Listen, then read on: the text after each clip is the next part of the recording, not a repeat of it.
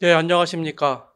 포스트 코로나 시대에 성공하는 비대면 서비스를 강의하게 되는 허철무입니다.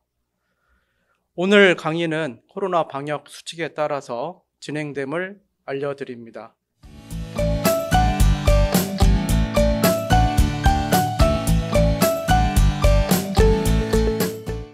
네, 오늘의 목차는 포스트 코로나 시대의 어떤 변화들, 그리고 비대면 서비스의 의미부터 해서 결론까지 설명을 드리고자 합니다. 먼저 1교시에는 1번과 2번에 대해서 하나하나 설명을 드리도록 하겠습니다. 혹시 강의 중에 질문이 있으신 분들은 댓글을 통해서 올려주시면 끝날 때쯤 제가 답변을 드리도록 하겠습니다. 예, 먼저 포스트 코로나 시대의 변화입니다. 소상공인들의 그 많은 사실 타격과 지금 변화가 진행 중에 있습니다. 그래서 여러 가지 데이터들이 시중에 계속해서 나오고 있는데 그 데이터에 나오는 것들을 먼저 좀 살펴보도록 하겠습니다. 거기에서 어떠한 변화가 있는지 6가지로 축약해서 하나하나 설명을 좀 드리고자 합니다. 먼저 중소기업중앙회에서 발표한 자료를 보면은 5점 만점으로 소상공인들의 일과 삶의 균형에서 매우 나빠졌다 하는 게 71%를 차지하고 있습니다. 평균 점수로 따져보면 2.12점 정도가 그 평균에 해당이 되겠습니다. 이것은 사실 50점 이하의 상당히 좋지 않은 상황인 것을 우리는 알 수가 있습니다. 예, 포스트 코로나 시대와 관련해서 변화되는 산업 전망들입니다. 각 기관에서 다양한 전망들을 내놓고 있습니다. 다 설명드릴 수는 없지만 크게 두 축으로 설명을 드릴 수가 있습니다. 하나는 제한되는 활동들, 그 다음에 촉진되는 활동들이 있을 것입니다. 그래서 좌측과 우측의 자료를 보시면 여러 가지 내용들 중에서 종교 활동이라든지 쇼핑몰이라든지 여행이라든지 이런 것들이 역시 예상대로 굉장히 제한이 되고 있는 상황들이고요. 현재 우리가 오늘도 비대면으로 이렇게 강의를 하고 있지만 이와 같은 비디오 스트리밍이나 온라인, 그 다음에 포장, 배달, 이런 부분들이 굉장히 촉진되고 있는 상황이다. 이렇게 볼 수가 있습니다. 사실 이러한 것들은 코로나가 오기 전에도 전반적으로 우리가 예상을 했던 그런 부분이기도 합니다. 전반적으로 우리가 예견을 할 때 코로나가 올 것이다라는 것은 아무도 예견을 못했죠. 다만 기후변화라든지 여러 가지 영향에 따라서 전반적으로 질병이라는 것이 수차례 발생이 된 적은 있었습니다. 그러면서 급격하게 이 코로나라는 영향으로 인해서 많은 변화가 있었지만 그 중에서도 크게 여러 가지 축이 있습니다. 특히 재택근무라든지 또 은행의 업무라든지 또 우리 소상공인들이 하고 있는 외식 산업에서 보면은 키오스크의 어떤 활성화라든지 이러한 것들이 상당히 큰 현재 각광을 받고 있고 많이 사용이 되고 있다는 것을 여러분들이 아실 수 있을 겁니다. 이와 같은 것들은 사실 다 사회 기반의 디지털화에 바탕을 두고 있는 게 사실이죠. 그래서 우리가 오늘도 디지털 기술을 활용해서 이렇게 비대면 수업을 하고 있지만 이 디지털화라는 것이 거스를 수 없는 어떤 세계적인 추세 또 많은 산업에 영향을 주고 있다 이렇게 볼 수가 있겠습니다. 예, 소상공인 실태는 너무도 잘 아실 겁니다. 그래서 2020년도 기준으로 발표된 자료를 보면은 매출액이 25.9%, 영업이익이 35.6%가 감소가 됐다고 발표되고 있습니다. 2018년 기준으로 봤을 때 소상공인은 전체 기업의 93.4%를 차지하고 있습니다. 이와 같은 전체 기업의 비중은 국민 경제의 어떤 근간이라고도 할 수 있지만 현실에서는 가장 많은 사실 타격을 받고 있는 분야가 또 소상공인들이 하고 있는 그 분야가 아닌가 이렇게 생각이 됩니다. 우측에 보시면은 이제 그 자료가 있는데요. 그 자료가 그 4차 대유행 소상공인 실태조사 결과를 중소기업중앙회에서 발표한 자료가 되겠습니다. 그래서 심지어는 그 휴업 또는 폐업에 대해서 심각하게 고민을 하거나 현재 고민을 하고 있다 하는 부분이 전체적으로 57.3%를 차지하고 있습니다. 이것이 우리가 현재 겪고 있는 현실이다 이렇게 보면 되겠습니다. 다만 수도권하고 지방하고도 차이를 보면 큰 차이는 없습니다. 그럼에도 불구하고 그 약간의 그 현실적인 어떤 차이가 있다는 것을 자료에서 우리가 알 수가 있습니다. 또한 매출 감소 여부에 대해서 어떻게 예상하느냐 이러한 그 데이터가 있었는데요. 수도권하고 지방하고는 약간 차이가 있죠. 그래서 수도권에서는 전반적으로 67.3%가 40%에서 60% 이상까지도 감소할 것이다 이렇게 봤고요. 지방에서는 전반적으로 70% 이상을 이렇게 예상을 했습니다. 그러니까 이러한 것들을 보면은 현실적으로 그 지방에서 좀 더 타격이 있는 것이 아닌가 이렇게 분석을 할 수가 있겠습니다. 실태조사 결과 중에서 그 거리두기 4단계가 현재 수도권에는 진행이 되고 있는데요. 그 예산 매출 감소 부분을 잠깐 보도록 하겠습니다. 그 수도권의 소상공인 162곳을 기준으로 한 데이터가 되겠습니다. 그래서 50% 이상이 감소됐다는 지금 비중이 그 34곳을 차지하고 있죠. 34%를 차지하고 있죠. 그래서 상당히 현실적으로 그 애로를 겪고 있는 소상공들이 아주 많다는 것을 우리가 실감할 수 있는 자료가 되겠습니다. 또 거리두기로 인해서 뭐 휴업이나 폐업, 고민에 커진 소상공인, 전 장에서도 잠깐 설명을 드렸지만 고민 중이거나 이런 분들이 33% 이상을 차지하고 있었고요. 큰 영향이 없다는 분도 10.7%가 있었습니다. 그래서 여러분들이나 저나 사실은 뭐 외식 분야든 아니면 소상공인이든 이렇게 방문을 해보거나 쇼핑을 가보면 경우에 따라서 뭐 잘 되는 것도 있고 대부분은 어려움을 겪고 있는 곳이 많다는 얘기가 되겠죠.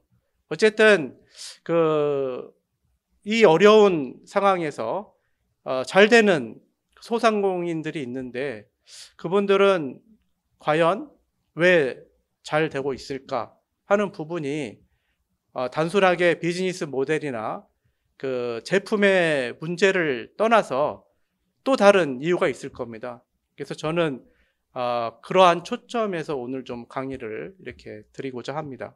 지금 사회적으로 많은 변화가 있습니다. 이게 코로나 상황 이전부터 사실은 이러한 예상이 됐었습니다. 소비자들은 전 산업에 있어서 비싸도 의미가 있다면 구매하겠다 이런 의견을 많이 갖고 있었습니다. 그리고 이러한 경향이 점차적으로 확대되고 있는 조짐이 있었습니다. 우리 전문가들은 그러한 부분을 뭐 적정 가격이라고도 표현을 하고요. 아니면 소비자들이 기대하는 가격 이렇게 표현을 합니다.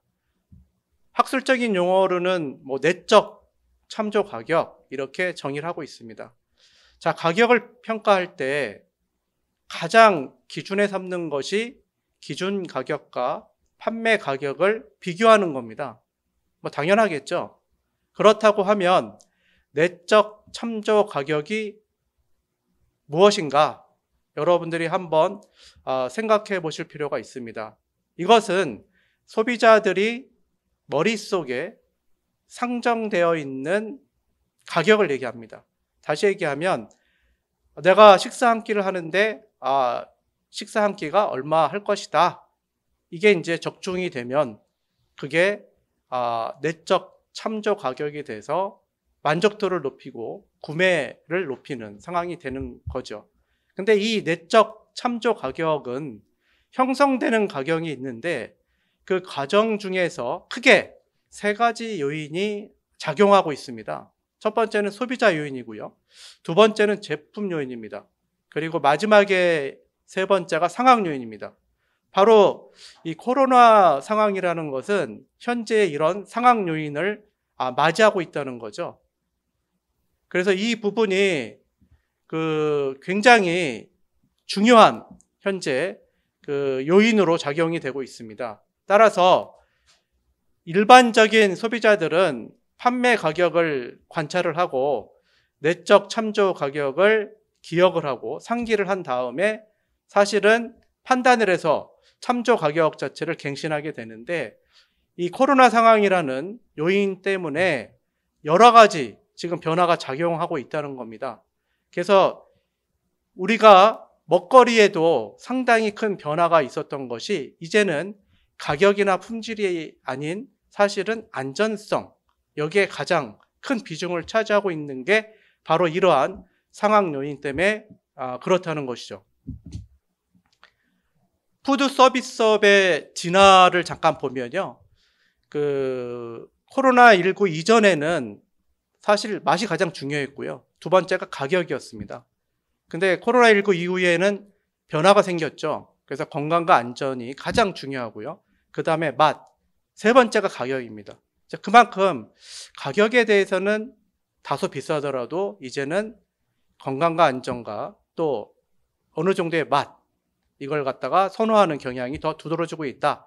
이것은 사실 푸드 서비스업의 큰 변화다. 이렇게 우리는 볼 수가 있겠습니다. 2021년도 소비시장 트렌드인데요.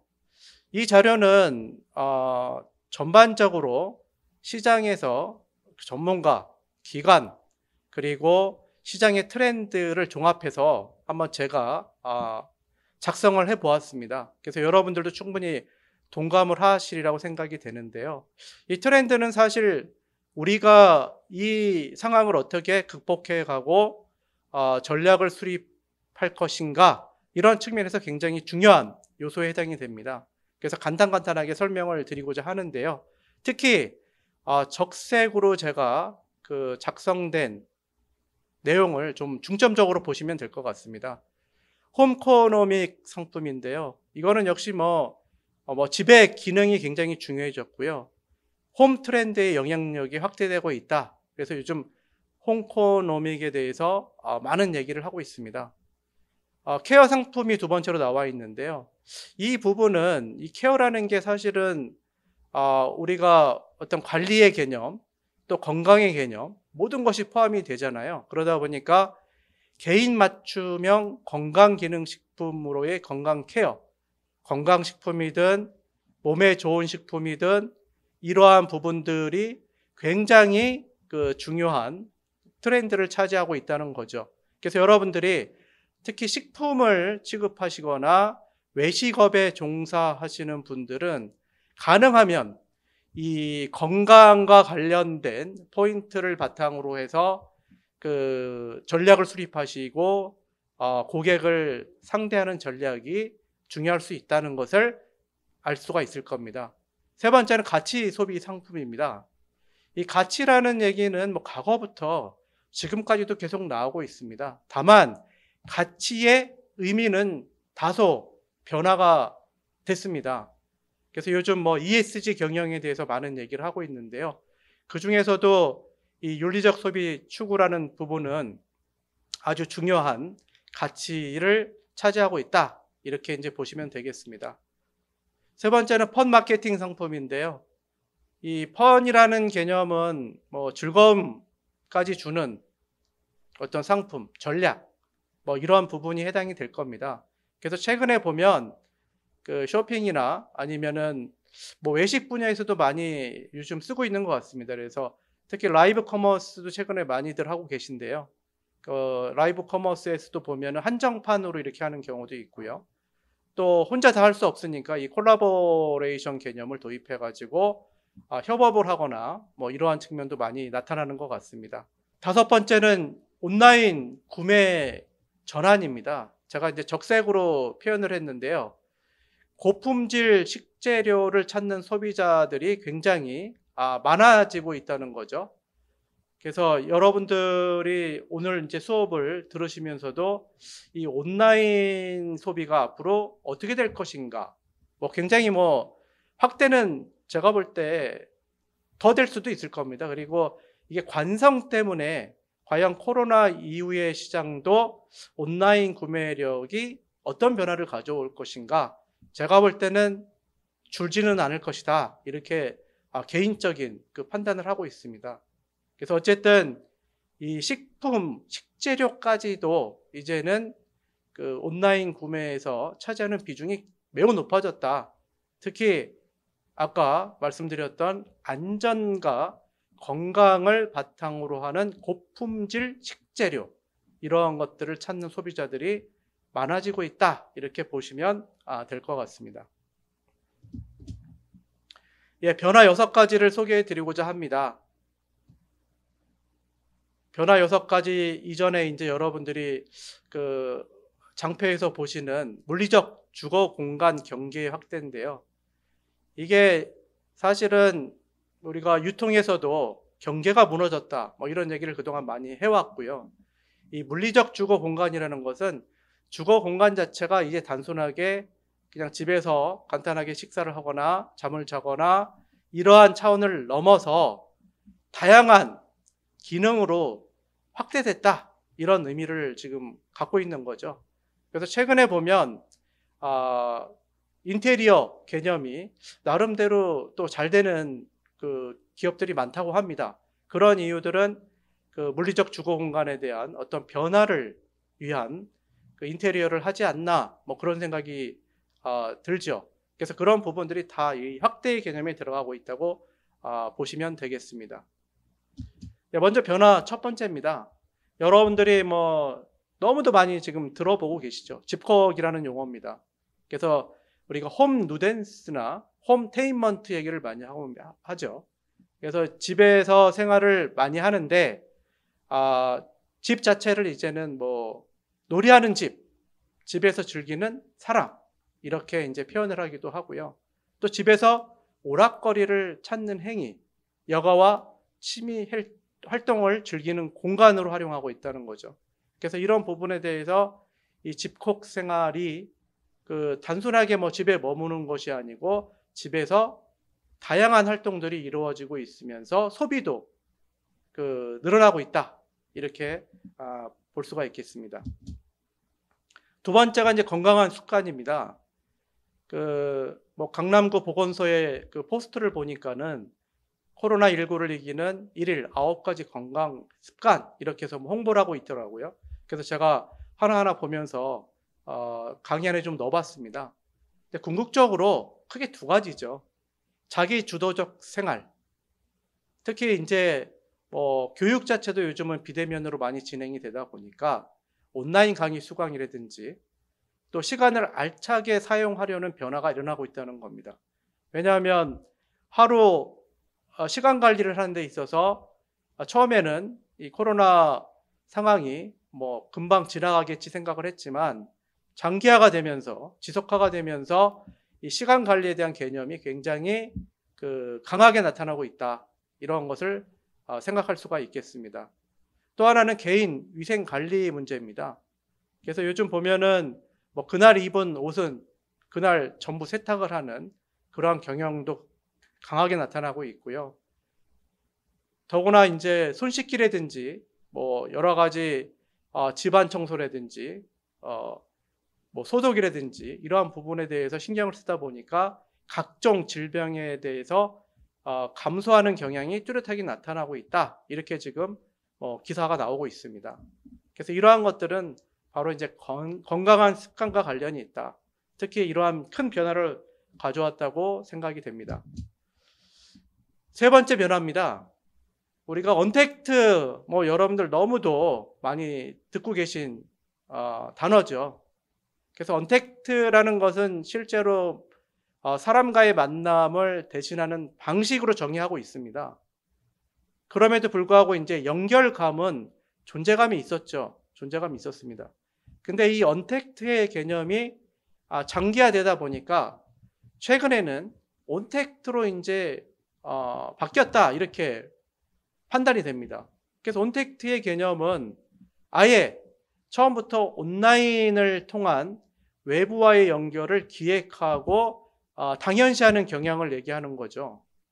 그러다 보니까 온택트 산업 개념 자체가 사실은 많은 비중을 차지하게 되는 이러한 경향으로 현재 바뀌고 있습니다.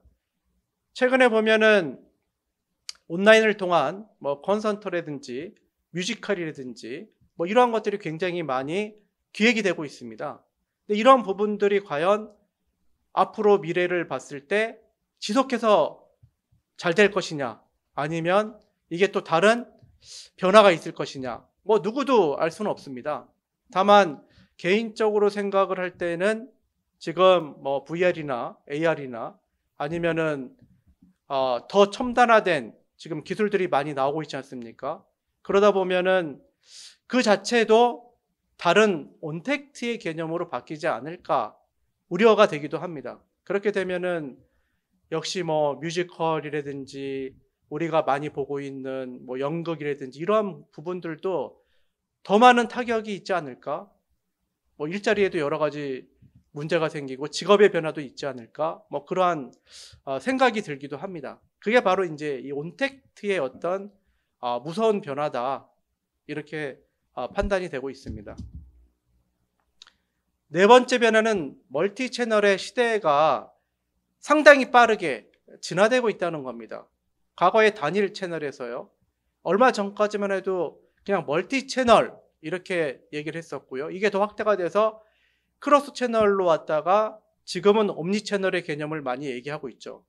그러니까 옴니 채널의 개념이라는 것은 사실은 너무도 그 무한한 경쟁 속에서 그 고객을 그 상대해야 되는 그러한 상황에 사실 놓인 겁니다. 그래서 과거하고는 너무도 지금 빠르게 이 멀티 채널 시대를 맞이하고 있다는 거죠. 그래서 다양한 채널, 다양한 고객, 또 다양한 분석을 통해서 우리가 뭔가를 그 해가야 되는데 이런 부분들이 사실은 단순화되는 게 아니고 더 복잡해지고 있기 때문에 우리는 여기서 어떤 대응할 수 있는 전략이나 방안이 필요하다고 저는 판단이 됩니다. 그래서 이렇게 얘기를 하고 있죠. 바꾸지 않으면 이제는 생존이 불가하다. 심지어 뭐 라이브 커머스가 급부상했죠. 그러다가 뭐 거기도 이제 그 되는 것도 있고 안 되는 것도 있고 물론 이런 차이는 있습니다만은 이와 같은 새로운 형태의 그 어떤 트렌드가 급부상하면서 시장의 주도권을 갖고 있지 않나 그런 판단을 해보고요. 또 업체별로 보면은 자체 경쟁력 강화가 좀 필요할 때다 이렇게 보여집니다. 일부 기업들이 뭐 당일 퀵 배송 서비스를 통해서 성장을 해왔죠. 그리고 최근에 보면은 뭐 많은 소상공인들도 이 당일 배송 서비스를 시도하고 있습니다. 근데 이러한 것들은 대부분 다 이제 고객의 편리미엄이라는 개념에서 접근하고 있다는 얘기가 되겠죠. 근데 이 부분도 그 바탕에는 사실은 코로나19의 상황이라는 그 어떤 상황에서 이러한 부분들이 진행되고 있다는 것을 알 수가 있습니다. 다섯 번째 변화입니다. 이 공간의 재구성인데요. 우리가 변화를 설명하기 전에 아까 이제 어떤 주거의 공간의 변화, 여기에 대해서 잠깐 설명을 드렸죠. 그래서 이 공간의 재구성이 이루어지고 있는데 가장 그 변화가 크게 일어나는 곳이 슬라이드에 있는 두 공간입니다. 하나는 사무 공간이 되겠고요. 하나는 주거 공간입니다. 그래서 이 사무 공간의 변화는 뭐 이 중간에 칸막이가 생기면서 개인화가 되기도 했고요. 또 재택 근무화 되기도 했습니다. 그래서 지금 많은 기업들이 실제로 이 사무 공간에 대해서는 어떻게 하면은 효율적으로 운영을 할 수 있을까 고민을 하고 있고요. 많은 변화를 현재 가져가고 있다. 이렇게 보시면 될 것 같습니다. 그래서 이와 관련해서 많은 사실 또 새로운 비즈니스 모델들이 나왔고 각광을 받고 있는 것도 있거든요. 간단하게 한 가지 사례를 말씀을 드린다고 하면은 최근에 그 반려식물, 그래서 우리가 사무 공간에서 개인들이 키울 수 있는 생육을 관리할 수 있는 조그만한 어떤 그 화분의 시스템들 이런 것들이 개발이 되면서 많은 사무 공간에 설치가 되고 있죠. 그다음에 수직 농원, 수직 농장의 개념, 수직 화분의 개념, 이런 것들이 벽을 활용해서 재배가 되고 있는 이러한 것들을 보고 있습니다. 근데 그러한 기업들을 가보면 나름대로 화훼 시장이 굉장히 어렵다고 하는데도 불구하고 아주 눈부시게 빠른 성장을 보이고 있었습니다. 근데 그런 것들이 바로 이런 변화에 따른 각광을 받고 있는 산업이 아닌가 생각이 되고요. 여러분들이 이제 아파트에도 많이 사시고 개인 주택에도 많이 사시리라고 생각이 됩니다.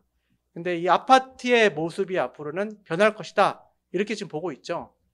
그래서 주거시설의 변화라는 게 이제는 자연과 함께하는 시설로 바뀔 것이다. 그러면서 전반적으로 주택의 다양화가 시도되지 않겠는가 하는 부분이 현재의 트렌드다, 이렇게 보시면 되겠습니다. 변화 6번째인데요. 우리가 이제 먹거리에서 아까 가격보다는 안전을 중시한다, 이렇게 말씀을 드렸습니다. 근데 이 안전이라는 개념은 사실 삶의 질에서 굉장히 중요한 요소이긴 합니다. 근데 그러한 부분들이 현재는 코로나로 인해서 소비자들이 많이 지쳐 있습니다. 여러분들도, 저도 많이 지쳐 있죠. 그러다 보니까 우리가 마음의 치유, 아니면은 어떤 육체의 치유, 이런 부분들이 굉장히 필요한 시대에 살고 있는 게 사실이죠. 그러다 보니까 이 치유와 관련된 산업도 굉장히 빠르게 성장하고 있습니다. 근데 이런 부분들을 우리 소상공인들은 어떻게 접목을 시킬 것인가 하는 문제가 사실은 우리가 안고 있는 당면 과제가 아닌가 생각이 됩니다. 앞으로는 전문가들이 얘기하고 있죠. 그리고 실질적인 데이터도 지금 파악이 되고 있습니다. 한국에서도 비건주의자가 굉장히 비중을 확대시키고 있습니다. 그리고 코로나19 이후에 유기농 식품에 대한 구매 확대도 사실 일어나고 있고요. 그리고 이 면역력 관련된 상품들은 그나마 판매가 잘 되고 있는 상황이죠. 그러니까 이런 것들이 전부 다 사실은 치유와 관련이 되어 있고 건강과 관련이 되어 있다, 이렇게 보시면 틀림이 없습니다. 두 번째로 이제 설명을 드리고 싶은 부분은 비대면 서비스의 의미입니다. 이 비대면 채널을 통해서 경험한 서비스를 제가 한번 조사를 해봤습니다. 2020년도에 신한미래 설계 보고서에서 제가 자료를 갖고 왔는데요. 54%는 비대면 채널을 통해서 서비스를 경험했다, 이렇게 답변을 하고 있습니다. 그래서 쭉 보니까 자산 포트폴리오, 화상 상담, 수입과 지출 관련 컨설팅, 은퇴 노후 설계, 온라인 세미나 이런 부분들이 많이 차지하고 있었고요. 경험해 보지 않았다고, 그러니까 여기 나와 있는 서비스 중에서 경험해 본 적이 없다고 답변하신 분들 이제 46%를 차지하고 있습니다. 자, 여기서 54%라는 데이터가 중요합니다. 그래서 일단은 반 이상이 비대면 채널을 통해서 서비스를 이용하고 있다, 이렇게 이제 볼 수가 있는 거죠. 그래서 우리는 여기서 시사하는 점에 대해서 우리 소상공인 자체도 대비가 필요하고 당연히 이제 전략 수립이 필요한 대목이다. 이렇게 이제 저는 생각하고 있습니다. 비대면 서비스의 개념은 잘 알고 계실 겁니다. 제품 서비스를 제공하는 주체가 소비자의 편익 증진과 사람과의 대면 접촉을 피할 수 있는 ICT의 디지털 기술을 활용하는 산업으로 정의하고 있죠. 자, 여기서 중요한 단어가 크게 4개가 있습니다. 하나는 제품과 서비스죠. 이거는 제품만 해당되는 게 아니고요. 서비스도 해당이 된다는 거고요. 서비스의 범위는 워낙 넓어서요. 뭐 대부분 전 산업에 해당이 된다. 이렇게 볼 수가 있겠죠. 또 하나는 기업하고 정부가 소비자의 편익 증진을 가져간다는 겁니다. 그게 바로 이제 사실은 B2C라든지 B2B라든지 모든 그 소비 구조에서 관여하는 관계들이다. 이렇게 볼 수가 있겠죠. 세 번째는 사람과의 대면 접촉을 피할 수 있는 ICT 기술입니다.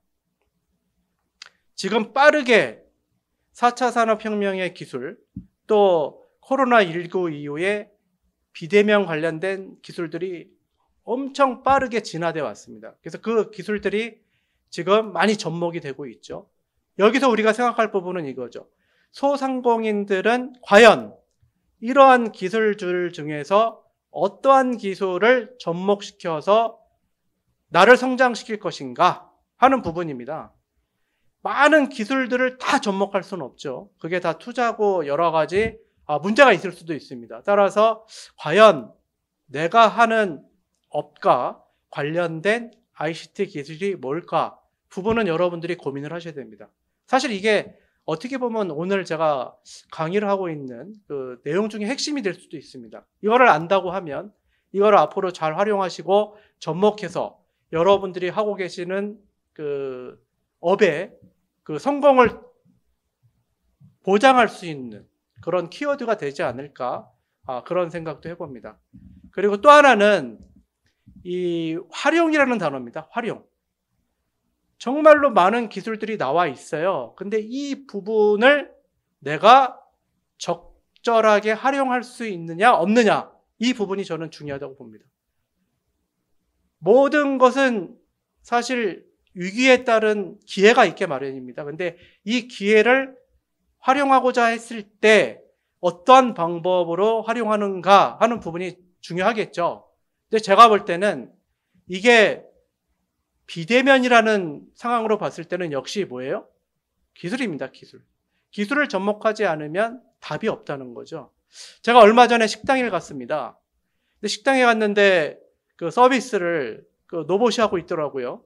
그래서 뭐 저는 몇 번 그러한 상황들을 경험을 했기 때문에 그냥 대수롭지 않게 봤어요.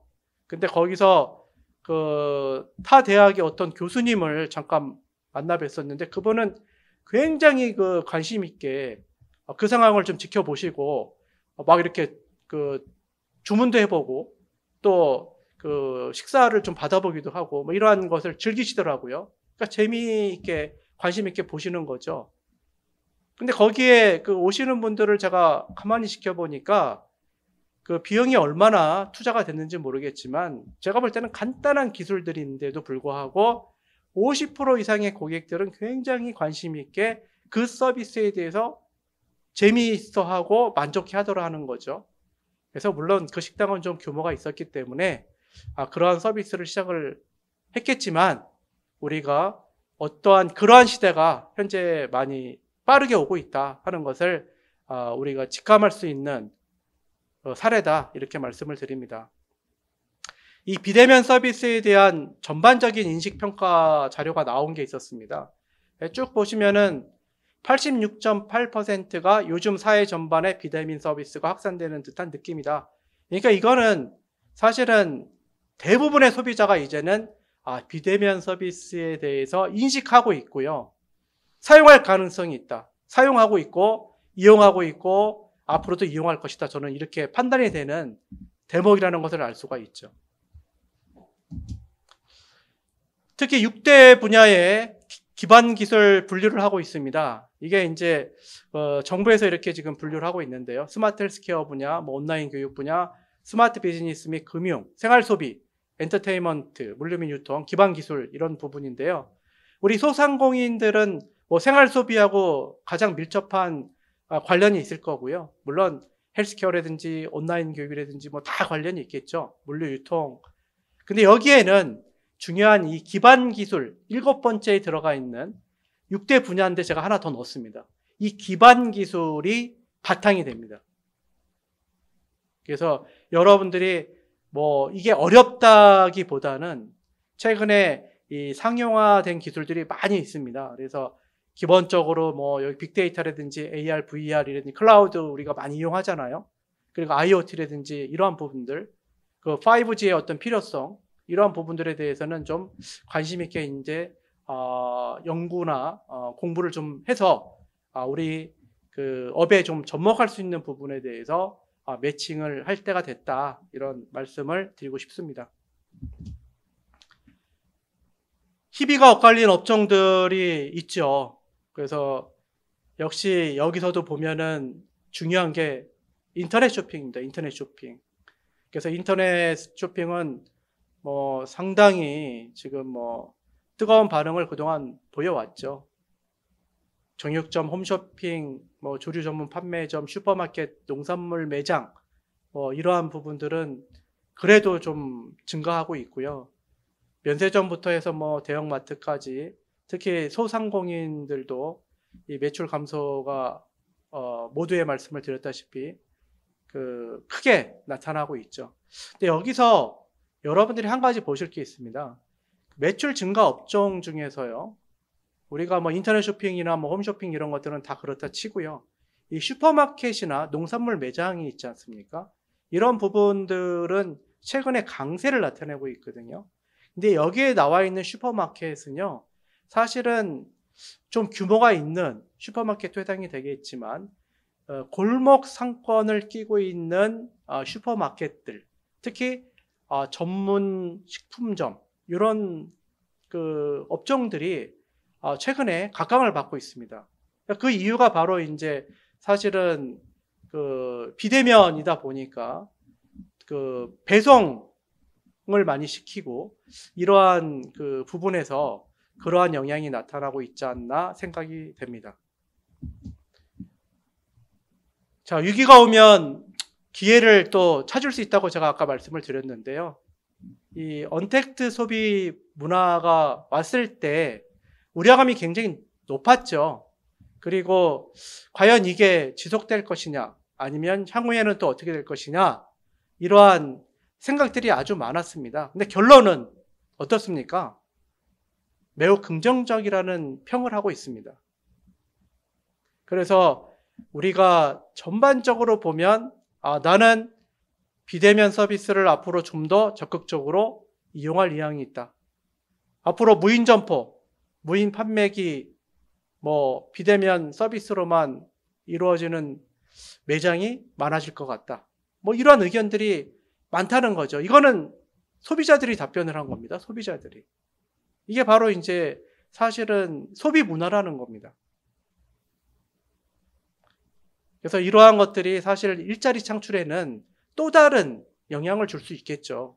그럼에도 불구하고 어쨌든 소상공인들이 살아남기 위해서는 또 매출을 증가시키면서 수익을 내기 위해서는 이러한 노력들이 굉장히 좀 필요하다, 이런 판단이 되고 있습니다. 코로나19가 바꾼 마케팅 전략, 제가 이제 그림으로 몇 개 표현을 했습니다. 뭐 이러한 부분들이 왜 나오냐 하는 그 설명을 여기서 좀 많이 드릴까 했는데요. 제가 간단하게 그냥 설명을 드리고자 합니다. 그 2021년도에 그 한국 농기계 신문에 이제 나왔던 얘기들인데요. 그 위에 상단에 좌측에 보시면은 이제 그 화분이 있습니다. 그죠?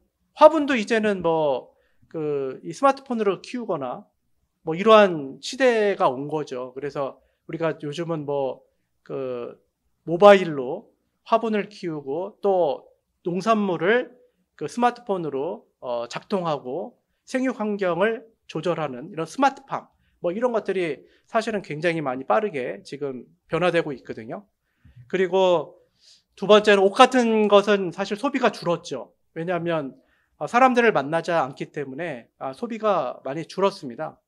그러다 보니까 이 뭐 세탁소는 오히려 이제 뭐 자동 무인 세탁 이런 것들을 많이 선호하는 경향이 있고요.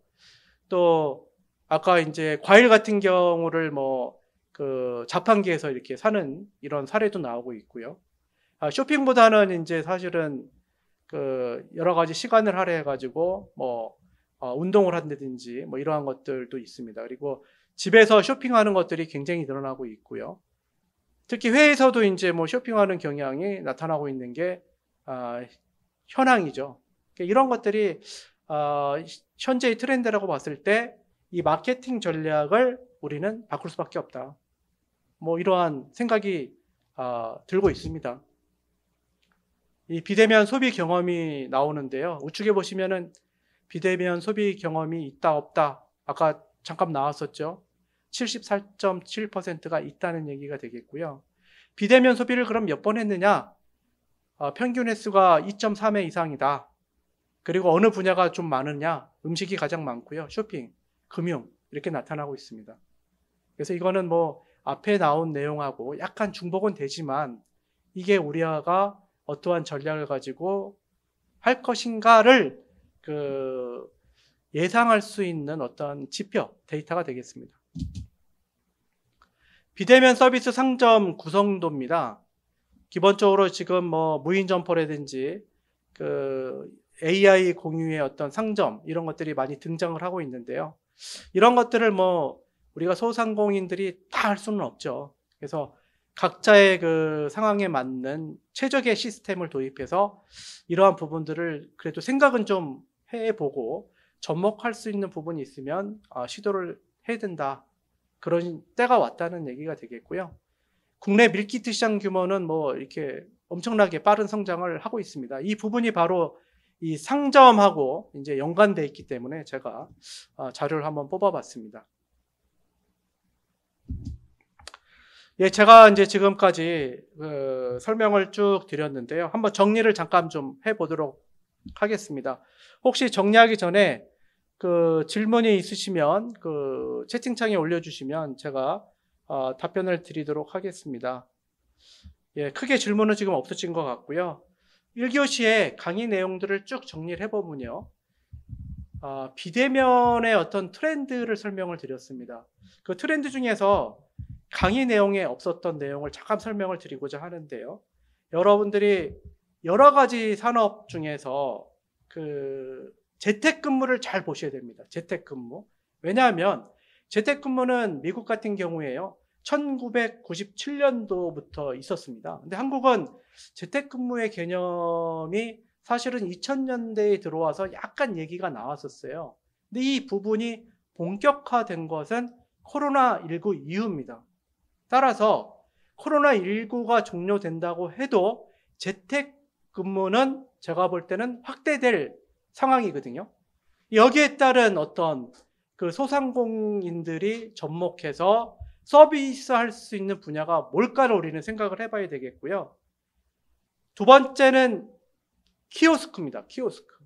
중간중간에 얘기가 나왔습니다. 그래서 이 키오스크를 잘 활용한다고 하면 상당히 여러 가지 측면에서 도움이 될 걸로 생각이 됩니다. 그리고 세 번째는 쇼핑, 배달 이런 측면들에 대해서 우리는 고민을 좀 해볼 필요가 있습니다. 쇼핑이 많은 지금 변화가 있는데 이 쇼핑에는 배달이 수반되고 있습니다. 그래서 이런 부분을 과연 우리는 어떻게 할 것인가 하는 부분을 생각해 봐야 될 것 같고요. 마지막으로 이제 스마트 팩토리 그래서 많은 제조업들이 자동화 경향을 보이고 있습니다. 여기에 따라서 소상공인들이 접목할 수 있는 부분은 무엇일까 하는 부분을 우리는 또 생각을 해봐야 됩니다. 그래서 제가 쭉 그런 말씀을 드렸고요. 비대면 서비스의 의미에 대해서 마지막으로 설명을 드리겠습니다. 이 비대면 서비스는 끝나지 않습니다. 코로나19 상황이 2년 정도 지속되고 있고요. 향후에도 이 관성에 따라서 비대면 서비스는 계속된다. 이렇게 보시면 됩니다.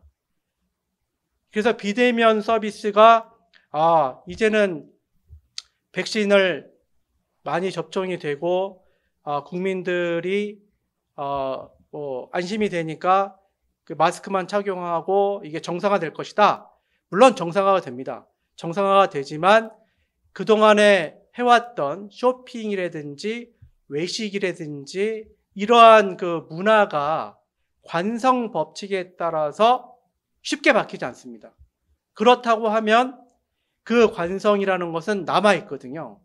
그래서 여러분들 중에 혹시라도 이게 그 종료가 되면 과거의 상황으로 돌아가길 것이다. 이러한 생각을 하시면 저는 안 된다고 봅니다. 어쨌든 코로나 상황은 또 다른 상황이 또 올 수 있습니다. 그리고 지금의 관성이 어느 정도는 계속 가기 때문에 여러분들이 대면 서비스보다는 비대면 서비스를 어떻게 할 것인가? 뭐 지금 많이 하고 계시겠죠. 그리고 미래의 준비를 위해서 어떤 ICT의 기술들을 접목시킬 것인가? 이 측면에서 여러분들은 생각을 하시고 연구를 하시고 도입을 하셔야 됩니다. 그래야지 여러분들이 생존하실 수가 있고 또 매출과 수익을 창출하실 수 있다. 저는 이렇게 말씀을 드립니다. 이 부분은요, 실제로 다 해당이 됩니다. 소상공인들 전체가 해당이 됩니다. 제가 한 가지 예를 설명을 드리면요. 저희가 코로나 상황에도 뭐 이발을 해야 됩니다. 그죠? 과거에는 사실 미장원도 갔었고, 정해놓은 그 이발소도 가서 이렇게 했습니다.